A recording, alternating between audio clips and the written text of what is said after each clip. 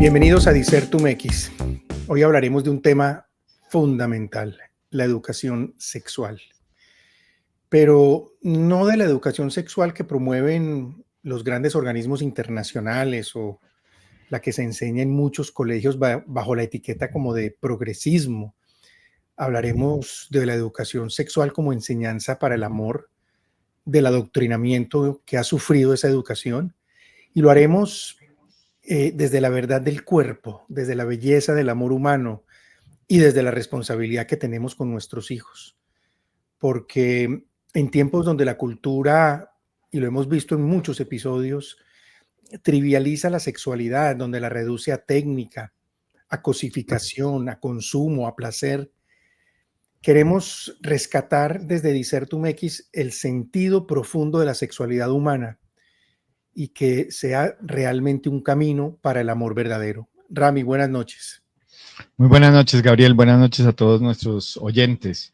Efectivamente, este tema de la educación sexual se ha convertido en un tema álgido, sobre todo para quienes tenemos hijos pequeños, porque de alguna manera esto que era reservado para la intimidad de las familias, hoy en día ha sido usurpado y asumido e impuesto desde el Estado. Es el Estado quien está dictando las líneas y las políticas de educación sexual para nuestros hijos, muchas veces en contra de nuestros propios principios, de nuestros propios valores, y de manera imperceptible, porque desafortunadamente sigue habiendo una brecha de comunicación entre padres e hijos, e incluso algunas veces aumentada por lo que los propios profesores les dicen en sus clases.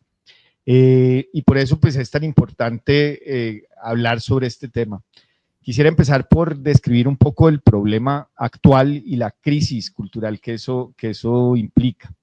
Y la verdad es que hoy se presenta la educación sexual como una forma de liberación, como si se estuviera dando un avance en los derechos llamados sexuales y reproductivos al introducir a nuestros niños desde muy corta edad en conceptos que les van transformando y mejor deformando su percepción de la sexualidad. Hoy se nos dice que debemos enseñar a los niños y a los adolescentes todo sobre prácticas sexuales, sobre, por ejemplo, la anticoncepción, el consentimiento que debe estar en toda relación sexual. Y todo eso debe hacerse lo más pronto posible. Hay una idea o dos ideas subyacentes que justifican esta idea, y es que, por un lado, digamos, todavía se tiene muy presente este discurso de que los padres de los años 50 veían el tema sexual como un tabú, y eso hacía que entonces fueran los niños, adolescentes, pero sobre todo los adultos jóvenes, los que llegaban a encontrarse con su sexualidad y con la experiencia sexual de una manera abrupta y sin orientación. Entonces esa idea ha, digamos, fundamentado el que en este momento sea en los colegios donde se les hable de sexualidad a los niños desde chiquitos. Y el otro es la prevención de enfermedades y sobre todo de este concepto de embarazos no deseados. Y ahí, claro, hay otra ruptura sustancial, porque lo que en última se está vendiendo es que se puedan tener relaciones sexuales sin tener que asumir la responsabilidad de las consecuencias naturales que la sexualidad y las relaciones sexuales tienen. Y es que al final pues hay una unión íntima entre un hombre y una mujer, y esa unión en la mayoría de los casos pues puede desembocar en la concepción y en un nuevo ser humano al mundo. Entonces, con esta idea de la educación sexual para prevenir males indeseados, lo que se está es, en últimas, fundamentando o sustentando la invasión ideológica en nuestros hijos. Sin embargo, lo interesante es que ya después de varias décadas de esta idea de la educación sexual casi que forzada a los niños y adolescentes, ya tenemos resultados palpables, porque efectivamente se suponía que con esto entonces se iban a disminuir las enfermedades de transmisión sexual, porque en la medida en que se le enseñara a todo el mundo a utilizar condones y métodos anticonceptivos, entonces ya mágicamente se iban a acabar las enfermedades sexuales, y no es verdad. Los índices de enfermedades de transmisión sexual, especialmente en jóvenes, que se supone que son los más educados en temas de educación sexual, son exageradamente altos y siguen en ascenso, no están decayendo. El tema de embarazos adolescentes sigue siendo un problema, y ahora aún más. Lo que pasa es que ahora se evidencian en la práctica de abortos, que también siguen creciendo. El tema de la pornografía, como parte de este ánimo de exploración sexual, también sigue disparado, con unos índices muy impresionantes del ingreso de niños al mundo de la pornografía como su primera experiencia sexual en la vida. Imagínense eso, lo que sería que la primera experiencia sexual de un individuo en su vida, con todas las inmadureces que hay en la niñez, sea en una película donde lo que se muestra es un uso totalmente desnaturalizado y trastornado de la sexualidad. Y pues lo que tenemos, que es el resultado evidente, y las tasas de suicidio y de intento de suicidio infantil así lo demuestran, es una generación cada vez más confundida sobre su identidad y su valor. Todo esto, pues lo que indica es que los programas de educación sexual actuales, inspirados por ideologías como la ideología de género, efectivamente no han resuelto ningún problema, y por el contrario han abandonado conceptos que son sustancial y esencialmente necesarios para vivir una sexualidad plena, íntegra, positiva. Hoy en las clases de educación sexual no se habla de un concepto tan fundamental como el amor, como la entrega, como el darse a sí mismo. Tampoco se habla de responsabilidad, porque lo que se entiende como responsabilidad es precisamente el utilizar dispositivos para evadir la responsabilidad, no para asumirla. Entonces el fenómeno de madres solteras pues sigue disparado y sin ninguna atención, porque a los niños se les enseña es que si utilizan métodos anticonceptivos, entonces no tienen que responder por lo que suceda. Y eso lo que genera es un fenómeno de mayor abandono a las madres, y sobre todo a las madres adolescentes. Y tampoco se habla de virtud ni de responsabilidad.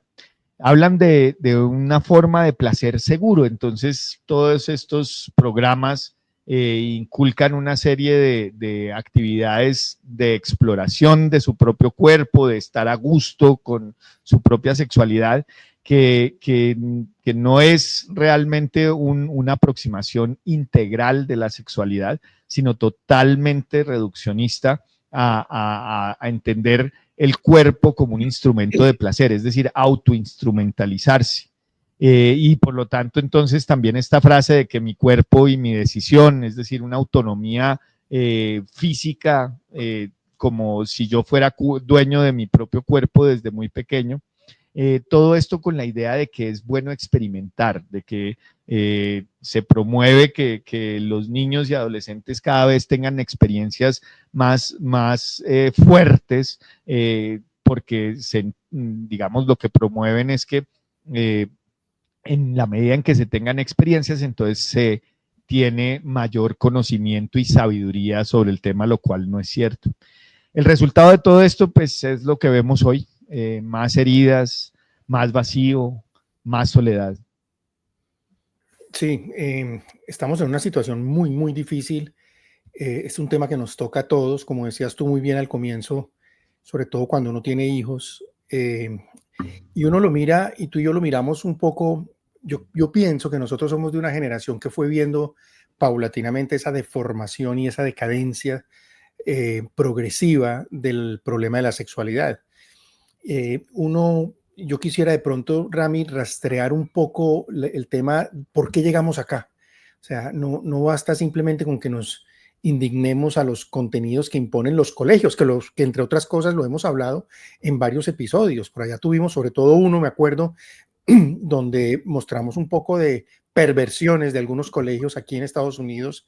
Hablamos también del caso colombiano con Ángela Hernández, que fue algo completamente doloroso, de cómo esa ideología perversa de la izquierda y del progresismo que nos vino a mostrar esto y nos vino a condicionar frente a todos estos temas curriculares frente a la educación sexual. Algo impensable en nuestra época de jóvenes, pero a pesar de eso, nosotros en nuestra época juvenil ya veíamos mucho de estos problemas hacerse presente. Digamos que yo en algún momento me hice esa pregunta, que es un poco lo que vamos a tratar hoy, y es, ¿por qué llegamos acá? Y así como uno hace un recorrido, por ejemplo, en la filosofía y en el pensamiento, que es un poco el estilo Dissertum, como lo hemos hecho, cuando uno hace ese recorrido por ejemplo, la filosofía moderna o la filosofía contemporánea, uno constantemente se ve enfrentado como a la decepción. Y esas grandes figuras que nos habían mostrado a nosotros terminan siendo decepcionantes dentro de la filosofía. Bueno, aquí pasa exactamente lo mismo.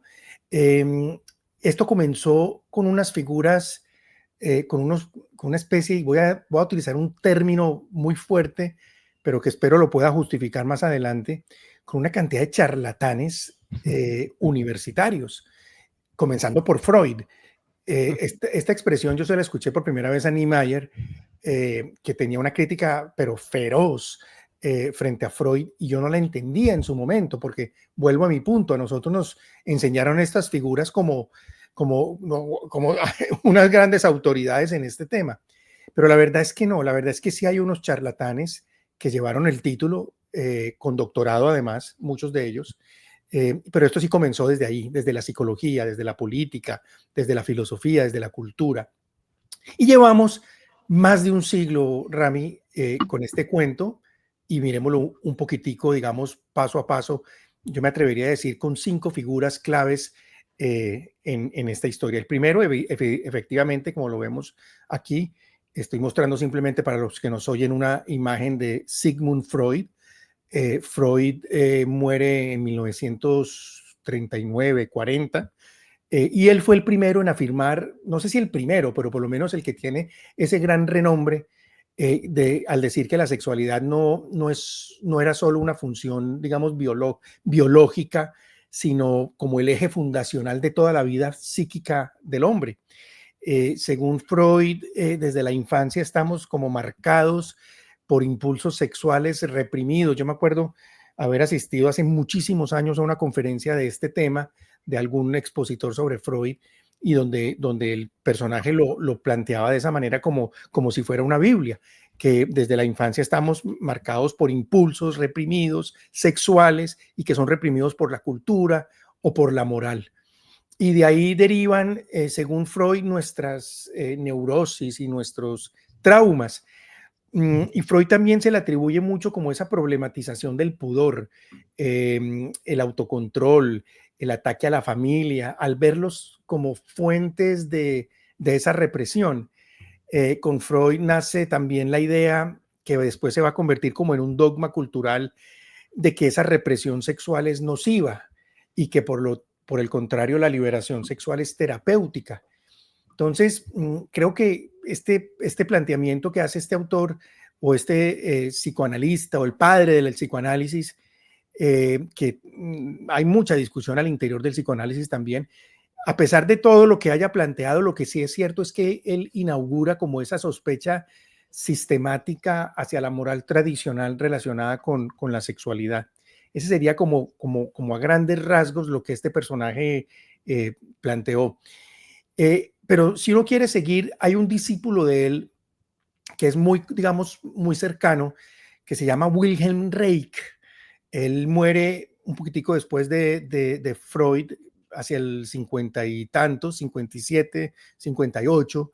Este es un médico, psicoanalista, discípulo, como digo, de Freud, pero es un tipo todavía mucho más radical, porque él va a combinar ya el psicoanálisis con el marxismo, y va a introducir una serie de elementos muy conocidos por nosotros hoy. Por ejemplo, hablar de la familia patriarcal, que es desde allí donde surge esa represión sexual y eso termina siendo como una especie de instrumentos del sistema capitalista, autoritario, y el enemigo ya no es solo la represión individual, sino como esa estructura social que la va a imponer. Y la propuesta de este personaje es una revolución sexual que libere a los individuos desde la infancia. Y, por cierto, Reich fue el primero en proponer la idea de una educación sexual desde los chiquitos. Fíjate que tú mencionabas el tema. Él ya empieza a mover esta idea, promoviendo además la libre expresión de la genitalidad, ¿no? De los niños como una especie de liberación política.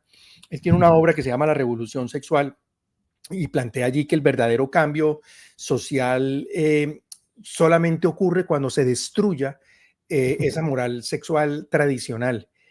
Él va a influir profundamente en los movimientos, digamos, estudiantiles de los años 60 y incluso en la izquierda cultural contemporánea.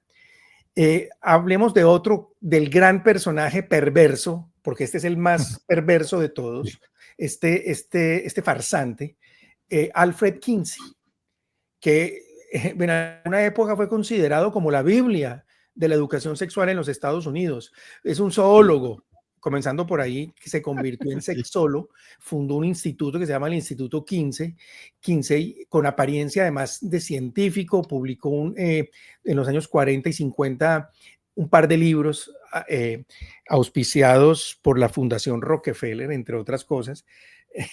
Es que de aquí todos estos están como ligados por allá, que se llamaba Sexual Behavior in the Human Male, el comportamiento sexual en el hombre, y Sexual Behavior in the Human Female, y el comportamiento sexual en la mujer.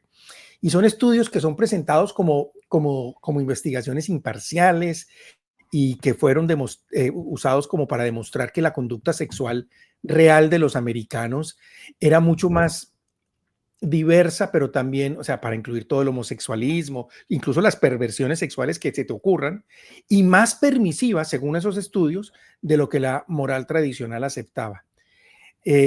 El problema de esto es que los datos que este señor utilizó, eso después hubo un escándalo con él y finalmente cayó como en la picota pública de completamente desprestigiado, porque se descubrió primero que sus datos provenían de prisioneros, de prostitutas, de abusadores sexuales, y segundo, porque empezó a incluir material proporcionado por pedófilos.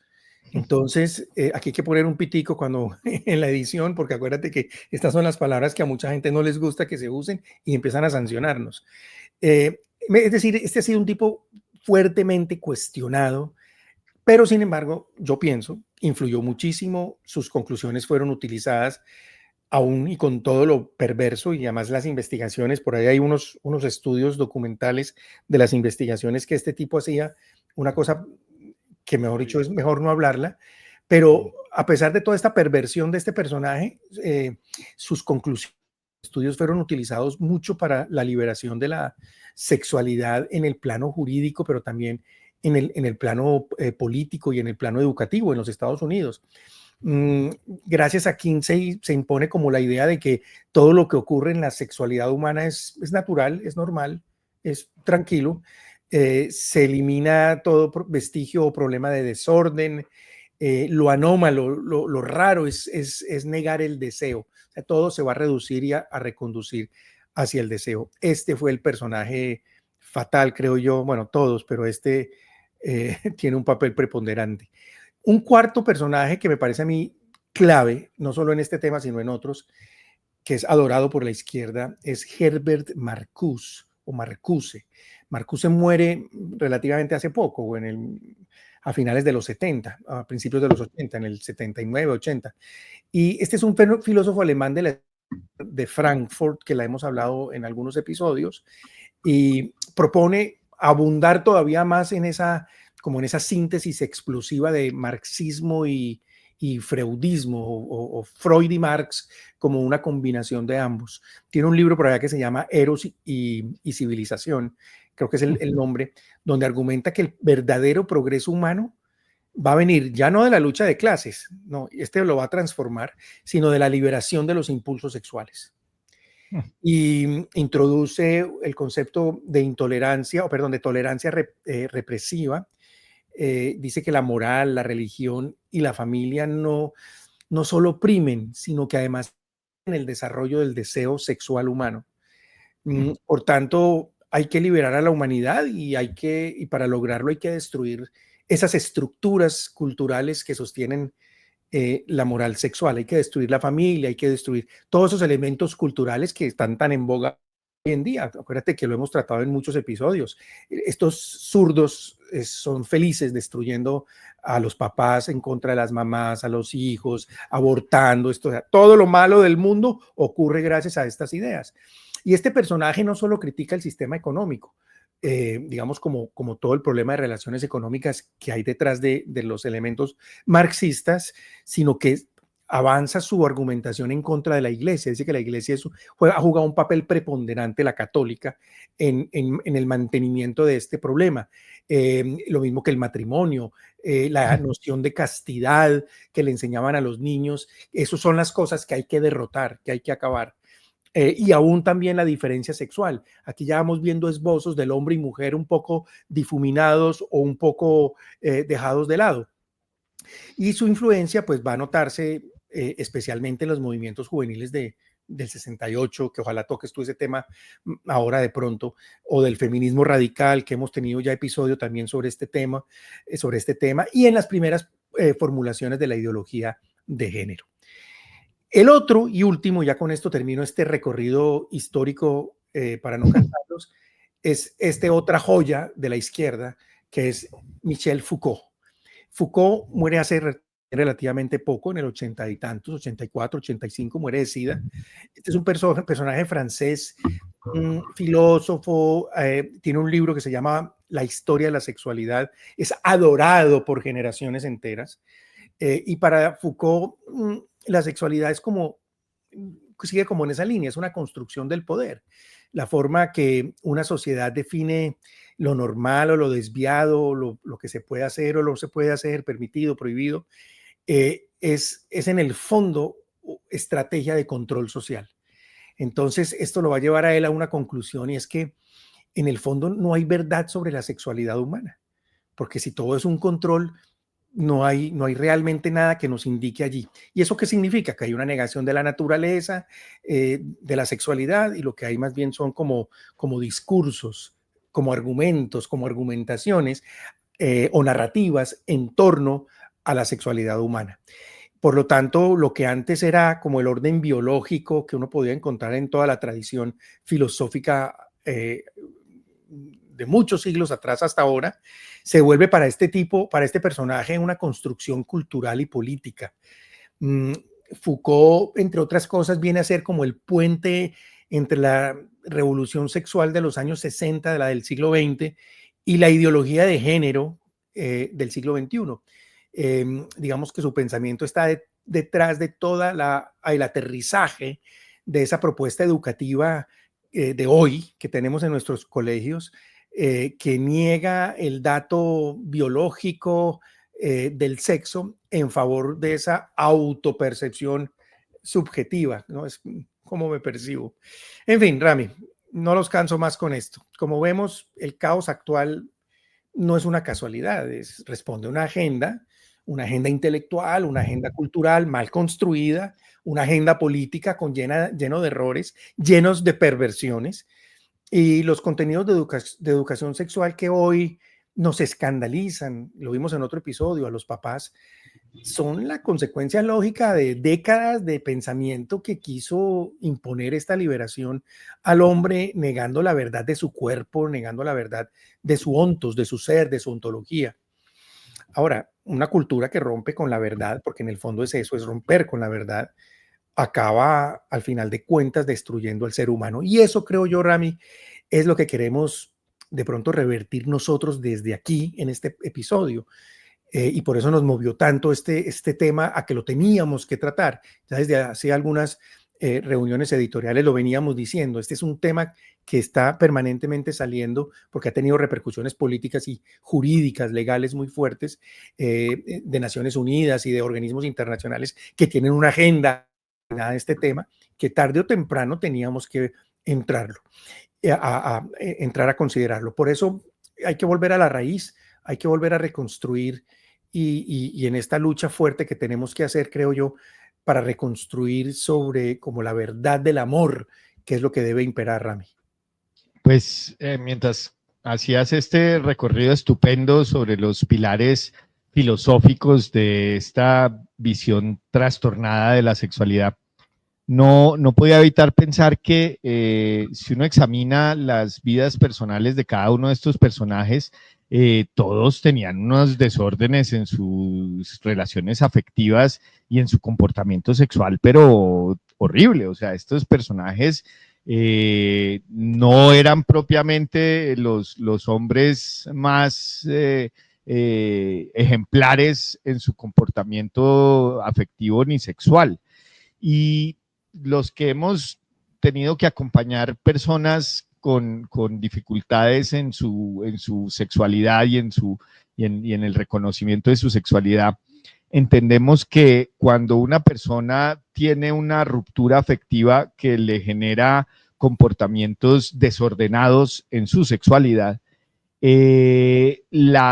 digamos, la primera fase de esa ruptura lo lleva un poco a justificar su propio desorden, ¿sí? Así es. Y es increíble que lo que tú nos acabas de narrar desde el punto de vista intelectual, si es que se puede, porque es que las teorías de esas personas no terminan de cerrar, ni siquiera los estudios son fiables.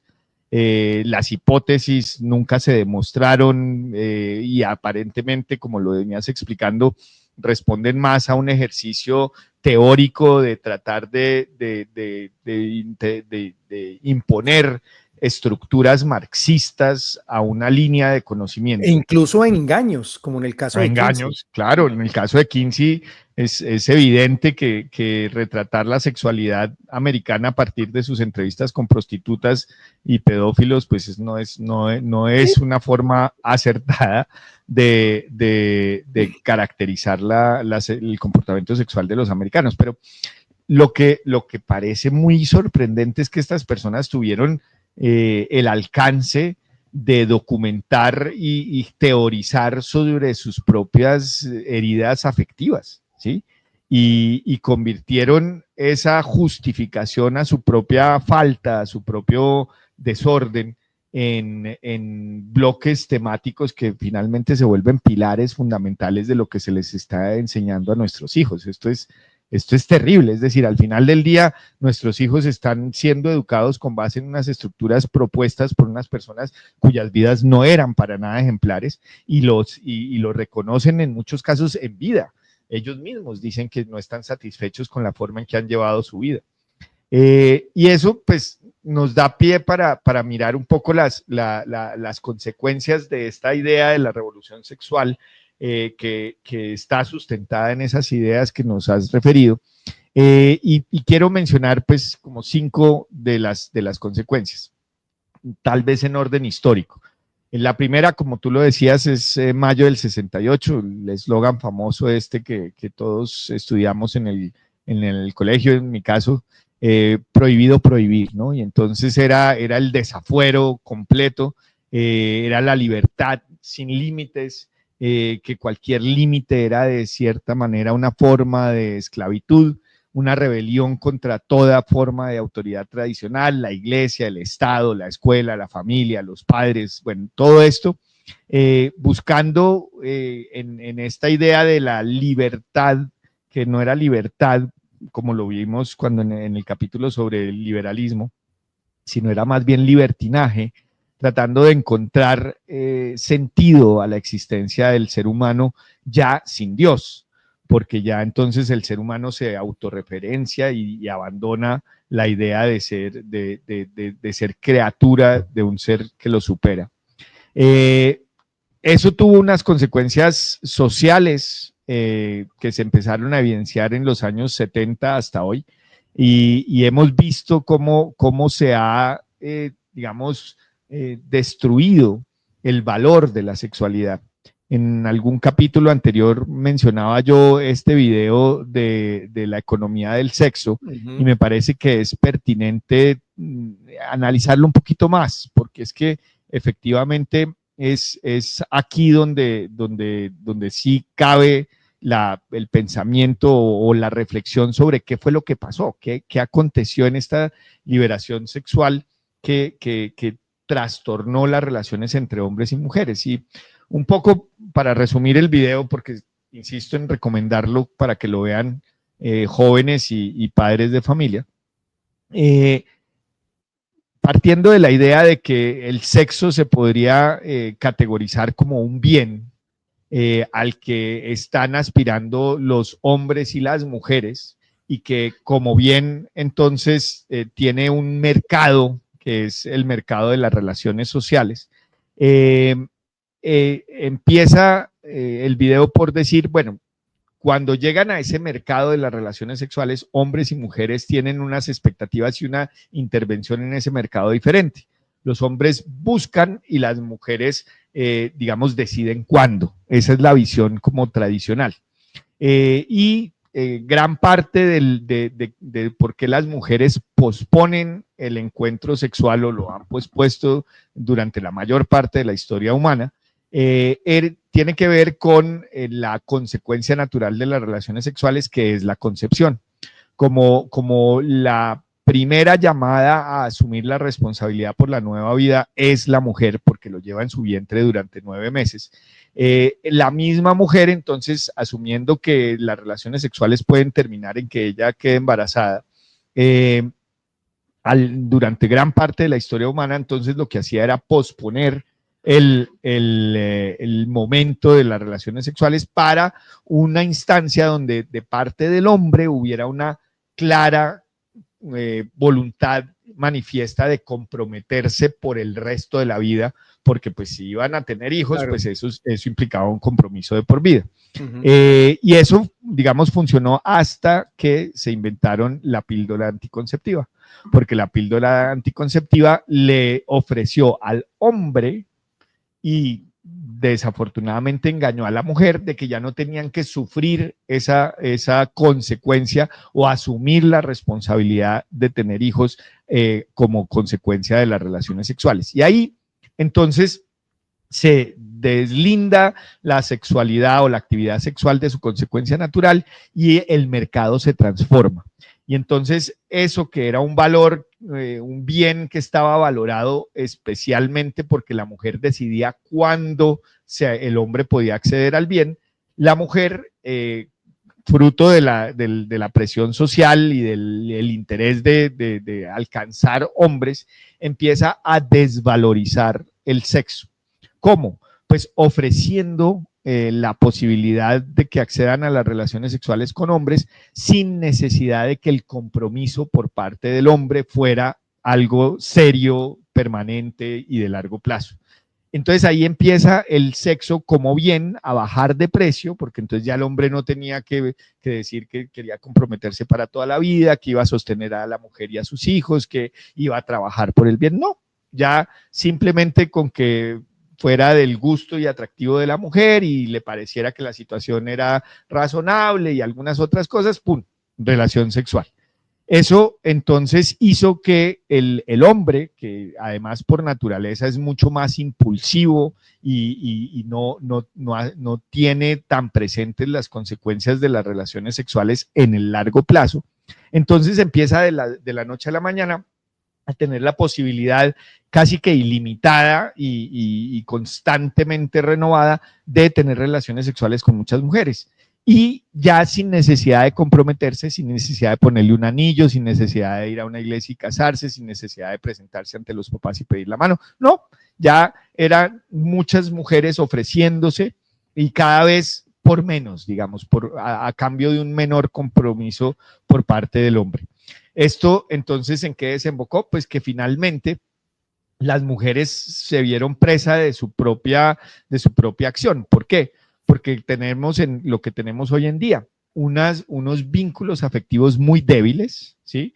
Que tan pronto se establece el vínculo, y esto es impresionante hoy en día con las apps de citas y todo eso, y es que prácticamente el día que se conocen, ya ese día tienen intimidad sexual, y entonces ese vínculo se rompe, o más Y que bien, lo es veíamos, perdón, y que lo veíamos en todas las series de televisión, por ejemplo, en los años 90. Todos claro. los, todas las series de televisión, lo que era serial, siempre pasaba exactamente eso. Y el mensaje que se envió fue nada distinto a eso. Y entonces, entonces empieza la mujer a sentir que no encuentra hombres comprometidos, lo que después las feministas han llamado verdaderos hombres, pero es que el problema no se han dado cuenta es que ellas no son verdaderas mujeres. Ellas no le han dado el valor que requiere a su propia sexualidad. Y el hombre actuando por impulsos, como lo ha hecho toda la vida, entonces se encuentra con que hay siempre mujeres dispuestas a ofrecer la intimidad a cambio de nada, a cambio de ningún compromiso. Entonces, después de haber tenido relaciones con 20, 30 hombres, la mujer llega a los 40 años y dice, es que no encontré a nadie dispuesto a comprometerse, ¿no? Pero es que usted tampoco lo estuvo buscando, ¿sí? Y lo mismo puede decirse de los hombres. Si los hombres en mitad de estos círculos y estos ambientes están buscando una mujer comprometida, que quiera tener sus hijos, que quiera educarlos, todo eso, tampoco lo encuentra, porque Rami, las mujeres se vuelven absolutamente ligeras para cambiar de pareja, ¿sí? Rami, Y esa cuando, es la crisis del día de hoy y esa es la principal consecuencia en términos sociales o afectivos de este fenómeno de liberación sexual, entre comillas, y de la píldora y todas las consecuencias. Pero como les digo, qué bueno que puedan ver el video. Cuéntame. Rami, no, te iba simplemente a agregar que también, por ejemplo, el fenómeno que cuando se deciden a tener un hijo, porque ya se sienten que ya tienen que hacerlo por su tema de edad, termina viendo uno una cosa que en tu época ni en la mía jóvenes veíamos, era muy difícil encontrar, que es lo relacionado con las madres solteras. Las madres solteras hoy en día, o los niños, la cantidad de niños que nacen sin papá, que crecen sin papá.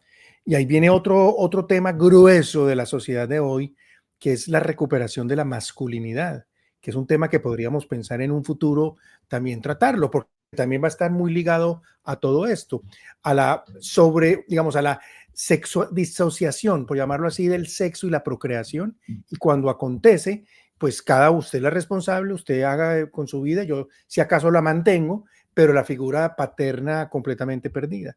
A Y nosotros nos ahí, tocó el tema del divorcio, que sí, tú lo exacto, contaste, allá yo. pero más allá de eso, después ya ni siquiera es el divorcio, es el encuentro casual, queda la mujer embarazada, pero sin papá y muchas veces ni le importa.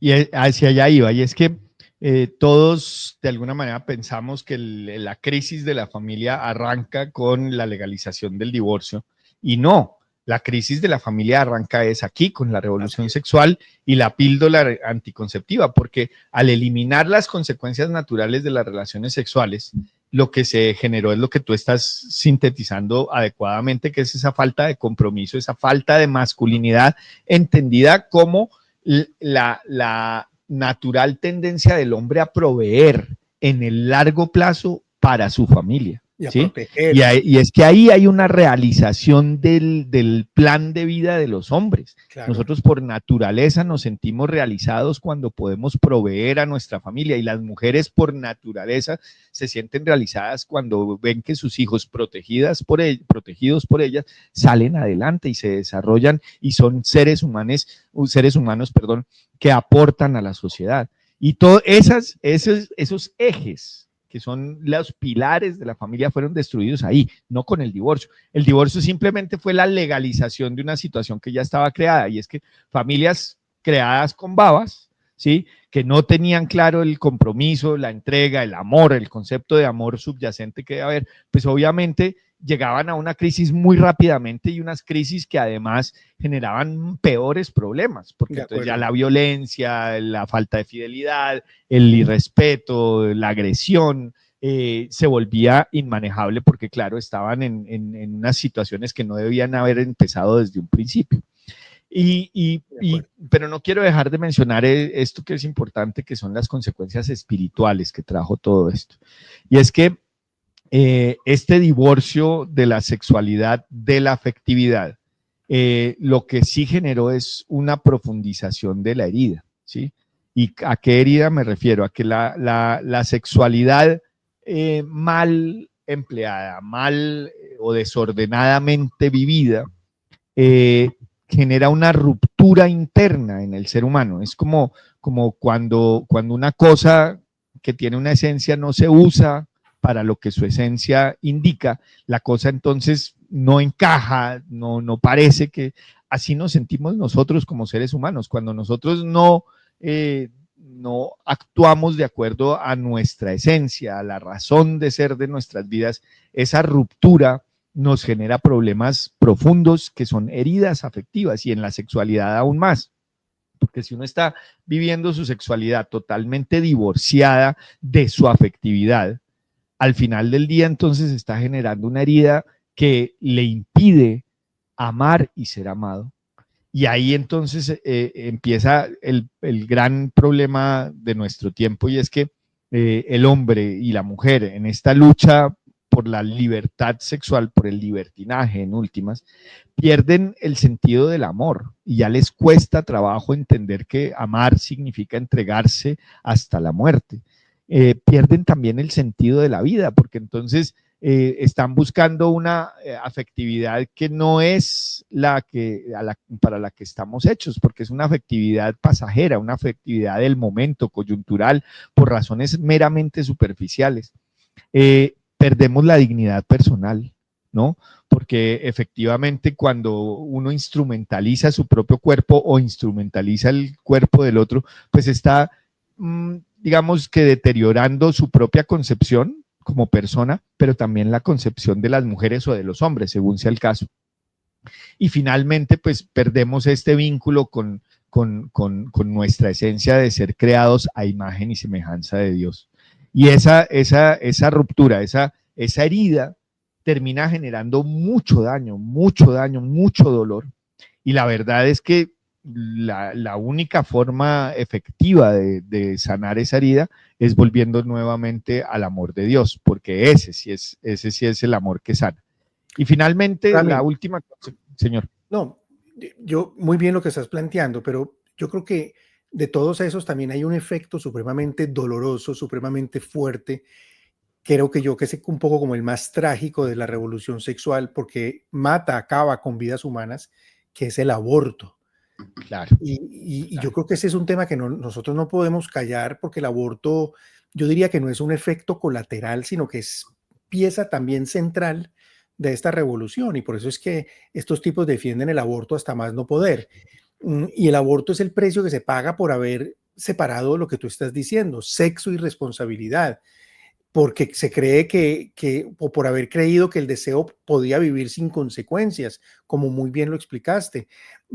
Pero el aborto no es solo una tragedia individual, sino que es un sistema y se ha transformado en esto, en un sistema de muerte institucionalizado, con una estructura legal, médica, ideológica. Lo vimos con el tema de las igualadas el otro día, cultural, que siempre está persiguiendo matar al más inocente para proteger una idea falsa de libertad, que lo hemos visto y que lo vemos en los abortistas. Y esto nos tiene que doler, porque nosotros sabemos que no hay progreso real, ni hay una sociedad viable cuando sacrifica vidas humanas para preservar una mentira, que es lo que hace el aborto, Rami. Así es. Más de 70 millones de bebés muertos al año por culpa de este fenómeno, ¿no? Y Y responde a la es, misma raíz de lo que estamos hablando. claro. Y es todo va concatenado. Finalmente, ya en términos más prácticos, la última consecuencia es todo este tema de las políticas de educación sexual que vemos imponerse a lo largo y ancho del hemisferio occidental. ¿Y en qué consiste esto? En que estas ideas que, como vimos en tu exposición, fueron propuestas por personas muy cuestionables, con datos muy cuestionables, con teorías la mayoría sin demostrarse, que lo que tienen son estas consecuencias perversas a todo nivel, terminan permeando las políticas de educación sexual para que lleguen desde los niños más pequeños hasta ya los jóvenes adultos. Y entonces, en nuestra época, en el colegio teníamos ya clase de educación sexual, en donde además de mostrarnos las gráficas estas del pene y la vagina, que era como el momento culmen de la clase, también nos hablaban de los métodos anticonceptivos, de la pastilla, del condón, y nos metían la idea de que ser responsable era prácticamente cargar con un condón en la billetera. ¿No? Y en ningún momento nos dijeron que ser responsable era asumir lo que significa ser papá, o asumir lo que significa ser mamá, o asumir el compromiso de tener una relación íntima con una persona que puede tener efectos para el resto de nuestras vidas. A mí eso no me lo contaron ni en educación sexual, ni en ninguna clase que se le debieron haber dado a uno. Ni en colegios católicos, mi querido amigo, ni siquiera. Sí, no, yo estaba en un colegio benedictino de monjes gringos, pues, o sea, esto no era cualquier colegio, digamos, laico, no, es un colegio confesional. Es que hoy en día este tema de las políticas de educación sexual se mezcló completamente con la ideología de género.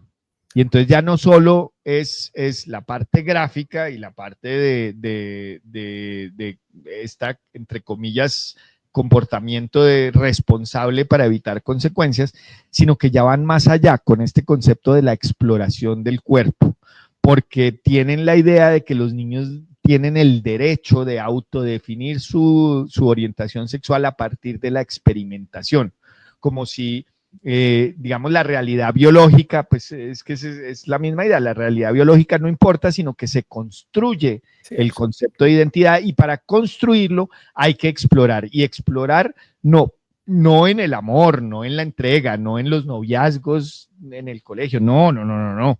Explorar es primero en prácticas masturbatorias, segundo, incluyendo la pornografía, tercero, en las relaciones afectivas, incluir la actividad sexual como parte de ese conocimiento del otro. O sea, unas cosas, bueno, y sin dejar de lado la normalización de comportamientos sexuales aberrantes, ¿no? De acuerdo. Yo he tenido que presenciar niñas de colegio conversando entre ellas y preguntándose si ya se dieron el primer beso, niñas de 12 años. Entonces yo pensando, bueno, me imagino que el primer novio, no es que no era el primer beso con el novio, el primer beso con otra niña, ¿sí? Es decir, su primera experiencia lésbica era lo que se estaba preguntando. Cuando ya llegamos a que eso es parte de las políticas públicas de educación sexual y que ese tipo de experiencias se conversan no para orientar ni para ordenar, sino precisamente para motivar, reforzar, normalizar, adaptar, ¿sí? O adoptar, ¿sí? Y ver recuerdo que mi hija cuando estaba en quinto de primaria, en un colegio también confesional, me contó que de las vacaciones de mitad de año, de repente en el curso de encima, es decir, sexto grado, niñas de 12, 13 años, llegaron un grupo como de 6 o 7 niñas con el pelo cortico diciendo que eran lesbianas y que por lo tanto tenían, digamos, unos privilegios dentro del colegio, como por ejemplo utilizar el columpio de manera autónoma. En el colegio ella había como 3 columpios y tocaba hacer fila, pero entonces eran 6 niñas, entonces las 2 que se estaban o 3 que se estaban columpiando se columpiaban, y mientras tanto las otras seguían en la fila guardándole puesto a todas las niñas. Entonces hacían como una especie de carrusel, y mi hija, que pues tiene una personalidad bastante fuerte, se les colaba, pues no se les colaba, sino que hacía la fila, y cuando era su turno se metía al columpio. Y esto se volvió un problema de identidad sexual.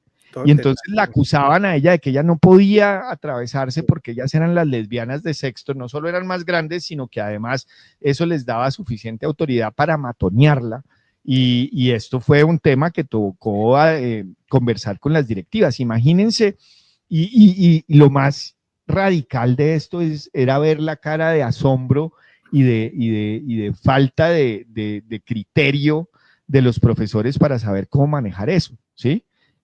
Porque es que pues ahí lo que había era simplemente un abuso de las circunstancias y de la ideología y de todo eso, pero lo estaban haciendo de acuerdo con lo que estaban aprendiendo en clase. Y eso es complejísimo. Claro, Después porque nos tocó otro. es que a partir de los años 90, Rami, la ideología de género, digamos que se convirtió como en la doctrina dominante en universidades y, ojo, y en organismos internacionales o con el auspicio de organismos internacionales y de las cortes. Ya el sexo biológico no importa, la identidad sexual es una construcción cultural. Cada individuo puede definirse como se le dé la gana, cada persona. Y eso entró de esa ideología que es la ideología más porosa. Si uno quiere encontrar un ámbito de las universidades, de los estudios universitarios, no busque en otro lado algo peor que esto por flojo. No hay nada más poroso científicamente que la ideología de género.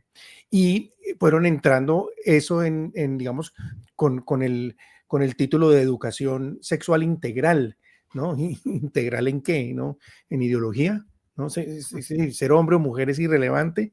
Eso es integral, que toda orientación sexual es equivalente o que la moral es subjetiva, y que los papás no se pueden meter en la vida de los hijos y cada uno va definiendo su propio ritmo, y su propio conocimiento de su cuerpo y rienda suelta para todo lo demás. Y las cortes perversas como la nuestra empieza a ponerle límites y a meter la rueda el palo en la rueda a los papás y en contra de los colegios, porque de pronto una directora de colegio le parece que eso no está bien y entonces ya es, ¿no?, en contra del libre desarrollo de la personalidad, porque es que ese es el otro cliché que fueron acompañando todos estos elementos retóricos que tienen mucho detrás de todo lo que hemos venido hablando, Rami. Rami, vamos, porque ya se nos está yendo muy largo, vamos como cerrando el episodio. ¿Cómo podríamos plantear como una educación distinta, alternativa? ¿Qué podemos proponer? Pues lo que se está promoviendo desde la visión creyente de todo este fenómeno es volver a lo esencial, y es realmente no a dar un tema de educación sexual, sino la educación para el amor, que es lo que realmente ordena todo el fenómeno, ¿sí? Si yo educo en el amor, en lo que significa el amor, pero el amor verdadero, no el amor de telenovela ni el amor de propagandas, no, el amor verdadero, que es básicamente el amor de aquel que da la vida por sus amigos, ¿sí? Y de aquel que es capaz de negarse a sí mismo por los demás, aquel que es capaz de entregarse plenamente. Si volvemos a esa concepción del amor, cortejo, de todo lo que hablábamos en otro episodio, ¿te acuerdas? Es evidente que entonces el tema de la sexualidad termina ordenándose muy naturalmente, porque si yo estoy preocupado por mi novia, por mi pareja, por mi esposa, ¿sí? Lo que quiero es que la sexualidad se viva de la manera más plena e integral posible. Ya no es un problema de si el condón es este o es otro, si la píldora es esta o la otra. No, no, no. Es un problema de que quiero establecer relaciones de entrega absoluta y por lo tanto soy cuidadoso del corazón de la otra persona, soy cuidadoso de las emociones y del contexto de la otra persona. Y porque lo que quiero es tener relaciones de por vida, ¿sí? Que me lleven hasta a una entrega plena que incluye lo sexual. Desde ese punto de vista, pues obviamente hay que revalorizar el cuerpo y las relaciones sexuales, entender que el cuerpo tiene un significado, que la unión sexual es sagrada, porque en su interior participamos del acto creador de nuevos seres humanos, somos co-creadores con nuestro Señor cuando concebimos un bebé.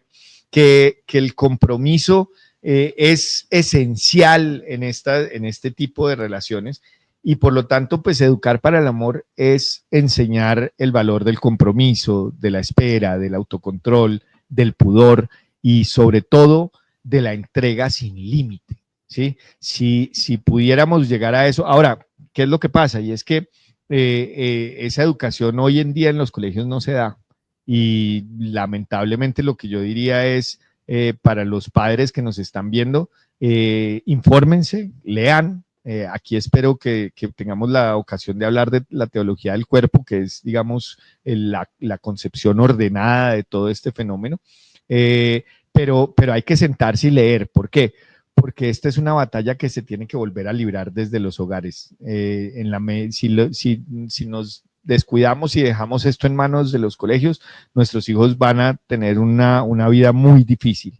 Y ellos tienen que verlo no solo en el ejemplo, sino en nuestro diálogo, en nuestra comunicación. Por eso es tan importante darle un nuevo significado, pues que no es nuevo, es de toda la vida, es de 2000 años de tradición cristiana, pero es nuevo hoy en día porque lo han borrado del todo. Muy bien. Sí, la sexualidad, la sexualidad no es solo biología, es afectividad, es comunicación, es volver como a eso, de esa capacidad de amar, de trascendencia, de comunicación, de entender que somos criaturas y que Dios nos creó varón y mujer, que nos creó además con vocación a la comunión, a la fecundidad. La diferencia o las diferencias sexuales no son accidentes, no son opresiones patriarcales, es el modo de ser humano, de existir, de amar, de transmitir la vida. Hay que desintoxicarnos de las ideologías y en esta parte de la educación sexual sí que la estamos viendo, esa intoxicación. Cuando se niega la verdad del hombre, se rompe la profundidad, digamos, o la posibilidad de un amor auténtico, porque se rompe la base misma de la naturaleza humana. Mencionabas lo del cuerpo o lo del lenguaje del cuerpo, la teología del cuerpo de Juan Pablo II, que ojalá lo hablemos en algún momento, hablar de la castidad, por ejemplo, la importancia de la castidad y cómo la castidad está relacionada con el amor. No sé si quisieras decir algo, por ejemplo, para Sí, terminar es de eso. un poco testimonial y es que pues a mi edad obviamente he tenido muchas relaciones afectivas y solo en el último tiempo es que he incluido el tema de la castidad en esas relaciones afectivas. Al principio me tildaban de loco, pero la verdad es que lo que yo sí puedo dar fe es que una relación en castidad implica que uno aprende a conocer unas profundidades de la otra persona que de otra manera pasaría por encima. De alguna manera la fuerza, digamos, instintiva que tiene la sexualidad sirve también como una especie de venda que le cubre a uno los ojos y no le permite ver la delicadeza y las delicadezas del otro. Y eso es importante tanto para bien como para mal. O sea, una relación en castidad primero permite encontrar y conocer más profundamente a la otra persona. Es al revés de lo que nos venden.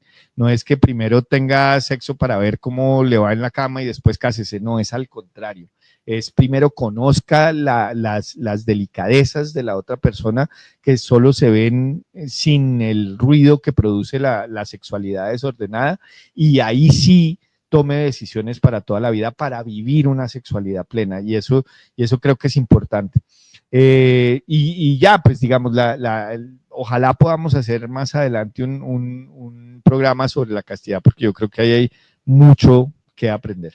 No, y se nos quedan muchos temas en el tintero que vale la pena, pero yo creo que el abrebocas que dimos hoy como primer paso, como lo hemos hecho en otros temas también, me parece que va a sentar un poco las bases de la importancia temática de la que nos estamos enfrentando, de la madurez y seriedad con la que hay que tomar o tocar estos temas, y sobre todo de reconocer que es uno de los temas esenciales de la crisis contemporánea, de lo que vivimos como sociedad en crisis, de lo que nos ha alejado de Dios, de lo que no nos permite tú medio lo tocaste también en algún momento, no, lo tocaste directamente, no nos permite reconocer porque de alguna manera cometemos ese pecado y entonces nos justificamos. Cuando hablabas tú de estos autores ídolos que han desarrollado todo este tema, porque ellos vivían unas vidas personales perversas o terribles o llenas de problemas y de alguna manera, como en algún momento también lo hablábamos con otros temas, la gente le encanta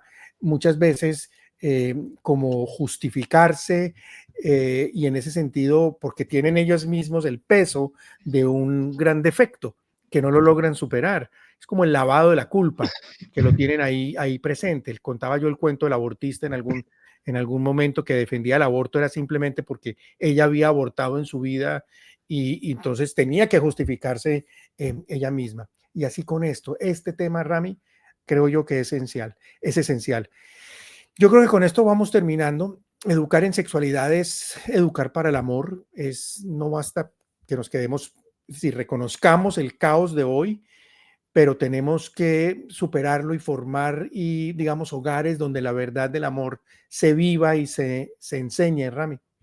Yo quisiera simplemente decir que, para terminar, que yo dirijo un equipo de litigio estratégico y hay un montón de herramientas para defender a los padres de familia que están enfrentando estos retos en los colegios. Entonces, lo que quisiera es proponerle a nuestros oyentes que, si están interesados, nos dejen los comentarios en este video y nos sugieran o nos digan si les parece buena idea hacer un programa de herramientas legales y probablemente de educación para enfrentar este problema del que estamos hablando, que es tan terrible, que es la educación sexual totalmente desnaturalizada, es decir, desvinculada de la afectividad.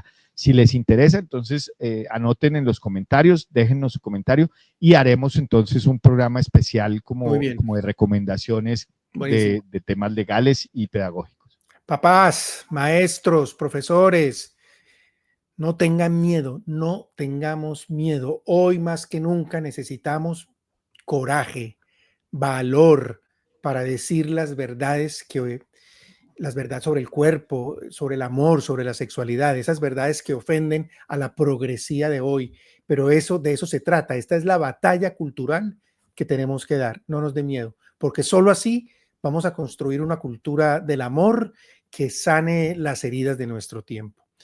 A todos, muchas gracias, Rami. Yo sé que tú eres un experto en este tema y que de verdad que me siento súper feliz que nos hayas aportado con toda esa claridad, todos esos elementos de hoy. Y sé que hoy es como apenas el abrebocas de lo que serán otra serie de episodios más adelante. Así es. Muchas gracias, Gabriel. Buenas noches para todos. Que Dios los bendiga. Bendiciones. Chao, chao. Chao.